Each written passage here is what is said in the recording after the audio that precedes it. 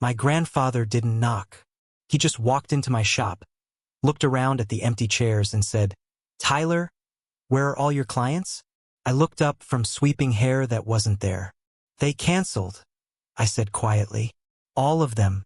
Same day." His face went pale. "Someone's been calling them," I added, "telling them I'm shutting down." The broom handle felt cold in my hands. And that's when I finally understood. This wasn't bad luck. This was sabotage. Before I tell you what happened next, drop a comment and tell me where you're watching from. And if you want to hear how this story ends, hit subscribe. You're going to want to see what I found. Growing up in Cedar Falls, Iowa, a town of about 40,000 people where everyone knows your name and your business, I learned early that in our family, someone always shined and someone always stepped aside. My sister Emma, 25, was the golden child. She had my mother's approval, her attention, her protection. Emma could do no wrong. I was 21, fresh out of a 2-year barber program at Hawkeye Community College, and I had spent my whole life being compared to her. Emma got the celebrations. I got the silence. She was the star. I was the kid who worked weekends at Walmart to pay for clippers. But my grandfather, Robert, 68, a retired machinist with hands that still smelled like motor oil, he saw me differently. He believed in me when no one else did. My mother, Linda, 47, had always been complicated. She worked as a dental hygienist at a clinic on Main Street, kept the house spotless, and smiled at everyone in public. But at home, affection was currency, and she controlled the supply. Emma never had to ask for anything. Tuition? Paid. Car? Bought. Mistakes? Forgiven. I remember being 16, asking if she could help me pay for barber school. She looked at me over her coffee and said, "Tyler, maybe you should focus on something more stable, like your sister." Emma was getting her marketing degree. I was learning to fade hairlines. The message was clear: one path mattered. The other didn't. But Grandpa Robert saw it differently. He'd show up at the house unannounced, always with something. A $20 bill, a book on small business, a toolbox for my first apartment. "You've got something, kid," he'd say. "Don't let anyone convince you otherwise." My mother hated it. I'd hear her on the phone with him, voice tight. "Dad, you're spoiling him. He needs to learn responsibility." But what she really meant was, "You're not supposed to see him the way you see Emma." At 19, I moved out. I rented a small one-bedroom above a Thai restaurant on First Street. The smell of basil and chili paste seeped through the floorboards. It was cramped, loud, and mine. I worked at a barbershop called Legends, owned by an older guy named Marcus, 54, who taught me more than any textbook ever could. "Listen to people, Tyler," he'd say. "They don't just want a haircut. They want to be seen." I practiced. I listened. I learned.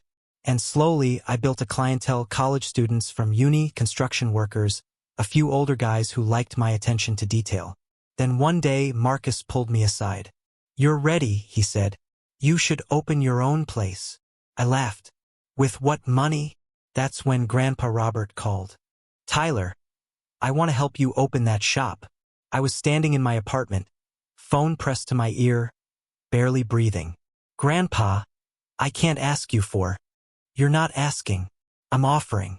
I've got some money set aside. 25,000. It's yours." I felt my throat tighten. "Why?" "Because you're the only one in this family who's actually building something real. And I'm proud of you." 3 months later, I signed a lease on a small corner space on Commercial Street. 800 square feet, big windows, exposed brick. I named it 9th Street Barbers, after the street where Grandpa used to live when he first moved to Cedar Falls. I ordered chairs, mirrors, clippers, a vintage leather couch. I painted the walls myself, deep blue, clean white trim. Marcus helped me wire the sound system. It was perfect. I posted the grand opening date on Instagram. Saturday, November 12th, 2024. Free cuts for the first 20 clients. I texted my mother, my sister, my whole family. My mother replied, "We'll try to make it." Emma didn't reply at all.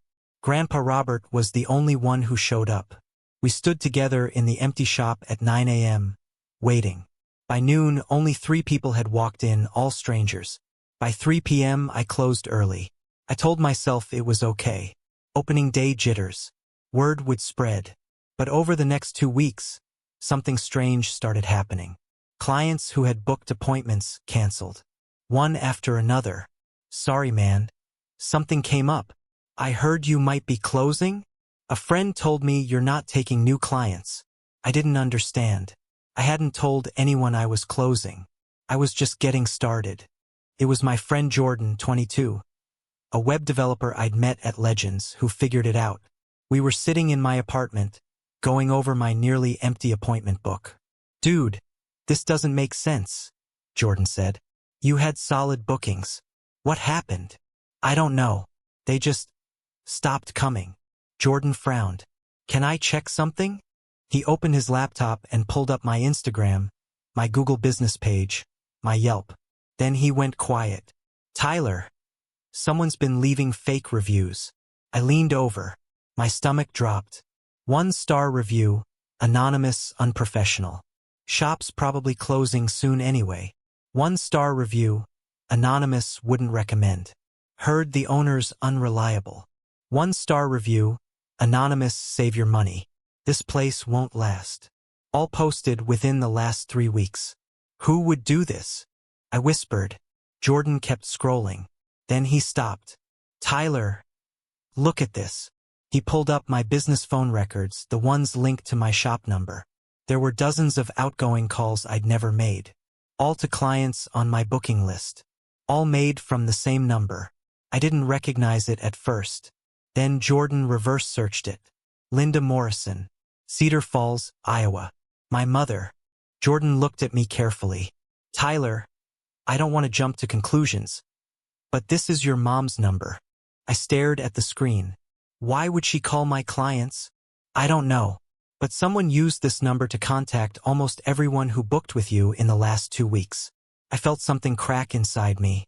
Jordan put a hand on my shoulder. Let's check one more thing. He called one of my canceled clients.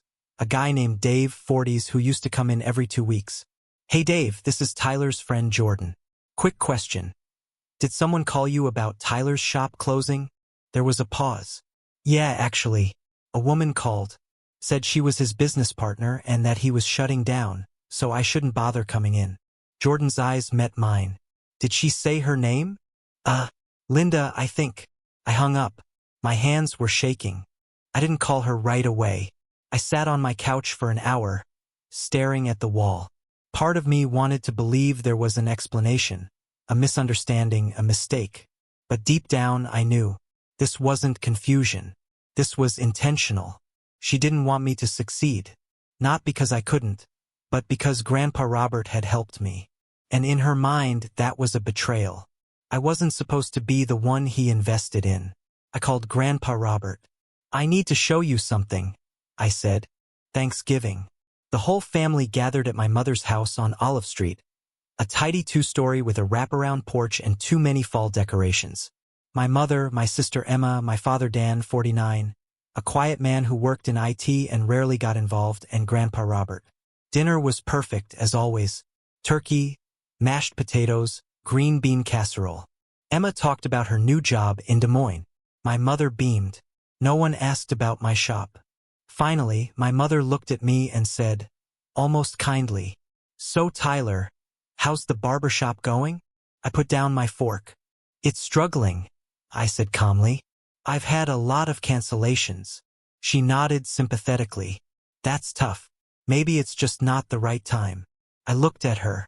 Or maybe someone's been calling my clients and telling them I'm closing. The table went silent. Emma's fork stopped midair. My father looked up. My mother's smile didn't move. "What are you talking about?" I pulled out my phone and set it on the table. "Your number." 32 outgoing calls to people on my booking list. All in the last 3 weeks. Her face went pale. "Tyler, I don't know what." "I called one of them," I said quietly. "They told me a woman named Linda said I was shutting down and they shouldn't come in." Grandpa Robert's jaw tightened. Emma looked at our mother. "Mom, did you actually?" "I was trying to protect him," my mother snapped, her voice breaking. "He's throwing his life away on some fantasy." and Dad's encouraging it. Protect me, I said, my voice steady. Or punish Grandpa for helping me? She didn't answer. Grandpa Robert stood up slowly.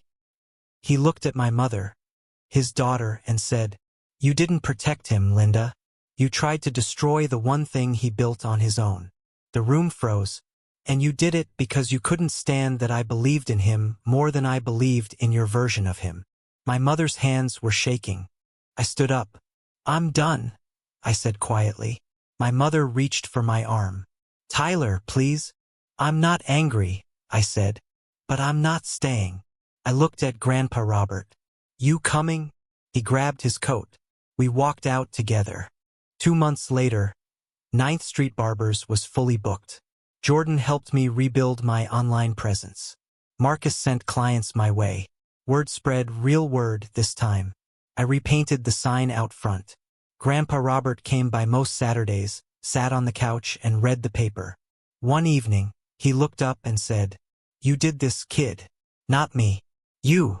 And for the first time in my life, I believed him. If this story touched something in you, tell me where you're watching from.